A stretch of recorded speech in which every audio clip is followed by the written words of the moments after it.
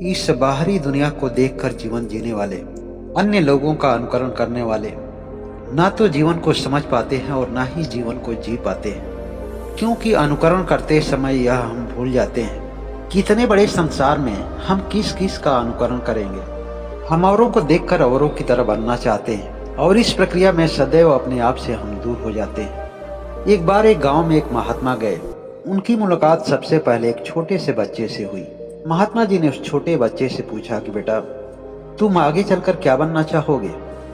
तब उस छोटे से बच्चे ने कहा कि बाबा, जब कभी इस बात पर मैं ज्यादा सोचता हूँ तो लगता है कि मैं पागल हो जाऊंगा, क्योंकि मेरी माँ एक डॉक्टर है तो वह मुझे डॉक्टर बनाना चाहती है, पिता इंजीनियर है तो वह इंजीनियर बनाना चाहते हैं, भाई एक खिलाड़ी है तो वह मुझे खिलाड़ी बनाना चाहता है। इस तरह से मुझसे जुड़ा हुआ हर एक आदमी मुझे अपनी तरह बनने का राय देता है और उसी तरह बनाना चाहता है, और इस तरह से अनगिनत लोगों की बातें लगता है कि मुझे पागल बना देगी।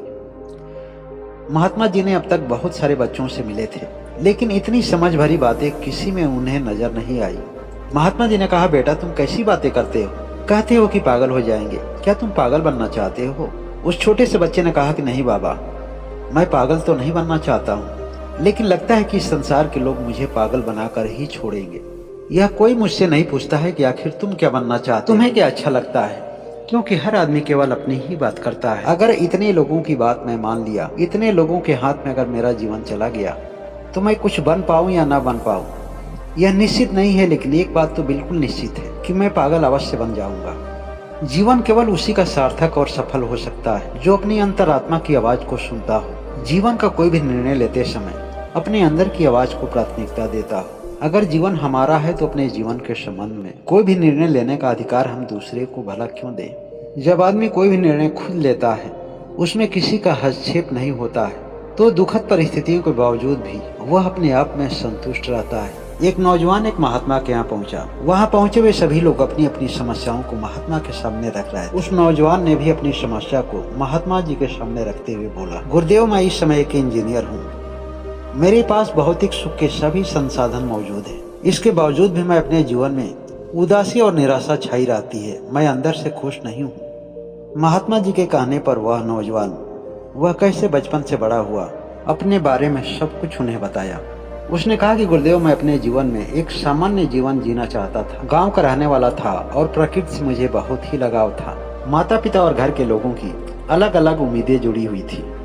हमारे पिता हमें इंजीनियर बनाना चाहते थे। पिता के सपने और अपने संकल्प से इंजीनियर तो बन गया, लेकिन मैं अंदर से खुश नहीं हो पाया। सब कुछ बनाकर मेरे माता पिता इस दुनिया से चले गए, लेकिन गुरुदेव, आज तक मैं समझ नहीं पाया कि जिन चीजों को देख करके मेरे माता पिता मुझे सुखी बनाना चाहते थे, वह तो मेरे पास है, फिर भी मैं खुश क्यों नहीं हूँ? महात्मा जी उस नौजवान को समझाते हुए कहते हैं कि जब आदमी अपने मन के हिसाब से काम करता है तो सफलता और असफलता दुनिया की नजर में होती है, जिसकी मान्यता शारीरिक स्तर पर भौतिक और सामाजिक जीवन में मायने रखती है, लेकिन आत्मा की तृप्ति के लिए तो कुछ और ही मायने रखता है। भगवान बुद्ध ने जब अपना घर छोड़ा तब वह किसी की भी नजर में अच्छे नहीं थे, ना ही पिता की नजर में अच्छे थे, ना माता की नजर में, और ना ही अपनी पत्नी की नजर में अच्छे थे। यही नहीं बल्कि समाज की नजर में भी अच्छे नहीं थे। उस समय ऐसा कोई भी नहीं था जो भगवान बुद्ध को अच्छा कहे, लेकिन उन्होंने बचपन से ही किसी की परवाह नहीं किया। वह शुरू से ही खुद की परवाह किए। समाज द्वारा बनाए गए नियम और तौर तरीके सदा ही उन्हें दुख देते रहे। उन्होंने अपनी अंतरात्मा की आवाज के विपरीत जाकर कभी भी किसी को खुश करने का प्रयास नहीं किया। वह केवल अपनी सुने और अपनी किए, और अंत में सभी की इच्छाओं के विपरीत जाकर उन्होंने संन्यास ग्रहण किया, क्योंकि वह जानना चाहते थे कि धरती का हर एक आदमी आखिर सुखी क्यों नहीं है, क्यों जगत का हर एक आदमी दुखी है, वह राजा हो या रंक हो। लेकिन उन्होंने अपने जीवन के अंत से ही पहले बुद्ध बन बोधिसत्व को प्राप्त हुए। यह समझ पाए और जान पाए कि आखिर जीवन में दुख क्यों होता है और जीवन में हर दुखों का निवारण क्या है। न केवल खुद जाने बल्कि पूरी दुनिया को बताने का प्रयास किए, समझाने का प्रयास किए कि बड़े ही थोड़े प्रयास में हर आदमी जीवन में सुखी बन सकता है, अगर वह दूसरे के द्वारा थोपी गई जिंदगी को जीना छोड़ दे। लेकिन माया के द्वारा बुना गया यह एक ऐसा जाल है जिससे बाहर निकलना न केवल मुश्किल है बल्कि असंभव सा है।